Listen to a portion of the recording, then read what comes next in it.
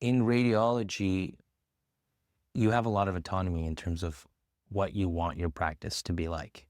And an interventional radiologist who works at UHN Mount Sinai will have a completely different work-life balance than somebody perhaps who's working in a rural IR center. Mm. So there are sites that, for example, don't have IR call, whereas we offer 24-hour calls. So, that impacts your quality of life. And I'm sure it's the same with DI. There are some centers where you have coverage overnight Yeah. from a different service, whereas there are places where now you're on an emerge shift overnight.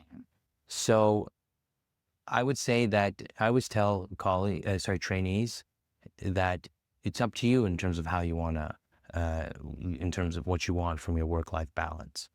If you're okay with spending more time in the hospital and that's what's going to allow you to do the more complex procedures, well, that's for you.